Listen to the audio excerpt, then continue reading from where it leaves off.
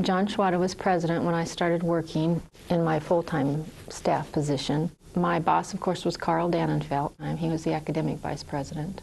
It was a small office. There were just 4 of us. Carl, he had 1 assistant, his secretary, who was Norma Rhodes, and myself. So it was just really a mom and pop shop at the time. First, in my first role, I was a clerk, typist, or some sort of staff position, and I would just do a lot of typing and errands and filing and sort of helping out Norma, who was the main secretary. And shortly after I started there, Norma retired and I was promoted into her job. So I took a giant leap very quickly in my career and was assistant to the academic vice president and continued in that role through 8 vice presidents or provosts. Actually, one of them I worked for 3 times, Elmer Gooding. He was acting or interim provost or academic vice president several times, but I only counted him once in the 8. Carl Dannenfeld, he told me once, when you're on the career ladder,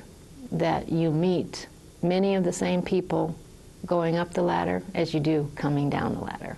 That always stuck with me, so it was like, you better be kind to those people because you might see them more than once in this life. Next, Paige Mulholland.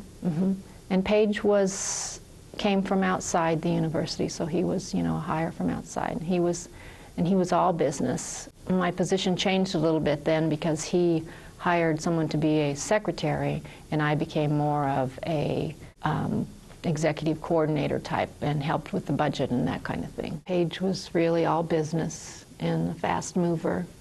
Kinsinger, he was a mover and a shaker. He immediately, one of the first things he did, I remember, was trying to get us involved with some kind of a program in Mauritania.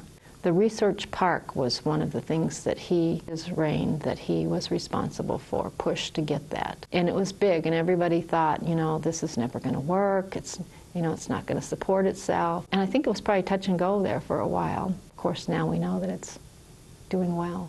Roland Hayden. Roland had been the dean of the engineering college, was asked to take the position. He was an engineer. People were terrified of him at first because he had a reputation of being very stern, all business, was sometimes a temper, but I never found that to be true. I found him to be kind-hearted and easy to work with. Richard Peck was provost, really for just 1 year. And he was here a 2nd year, but the 2nd year he was acting president. So those were part of the times when Elmer Gooding was in and out of our office. Milt Glick, when he was interviewed, I remember we'd had so many provosts, and in the interview, people were asking him, well, how long will you stay? So he promised he would stay at least 5 years.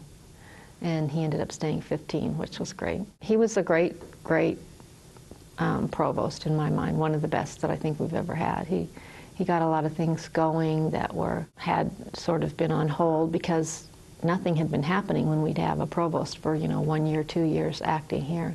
So he really got things going. He got the faculty involved in administration, got their confidence, was active with the Senate. One of his goals was to increase enrollment, and boy, did he. And of course, over the different years with the different provosts, we've added more vice presidents and, with different roles for each of them. So, and all the deans, of course, report to the provost, so a lot of the vice presidents reported to the provost.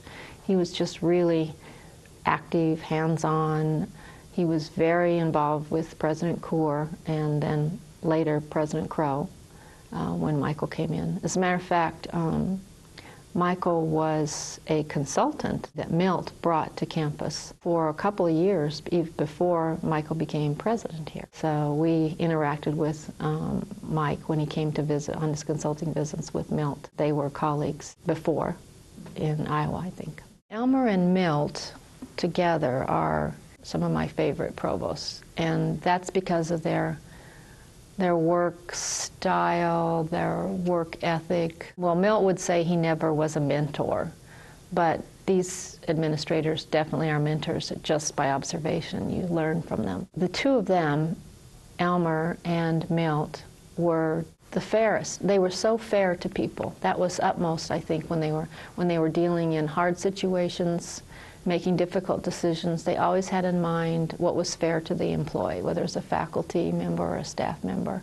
And you just witnessed that through what they did, and it just stuck with me. What I liked about their work style was they included me. I was more of a confidant, a right-hand person, sort of. In the position with all of my provosts, one of the best parts about it is that you see the big picture, and you know where the skeletons are, and you know things that you never tell, and things like that. So that's a fun thing. And but they really did include me and gave me more responsibility. Milt especially. He turned over the office to me to be director of the office in addition to being assistant to him. And so I had sort of two hats under his regime, which was kind of nice. And just, allowed you to expand and have more responsibility in different areas, and increased people that reported to me so that I had supervisory responsibility as well, and just a real career growth mode through him.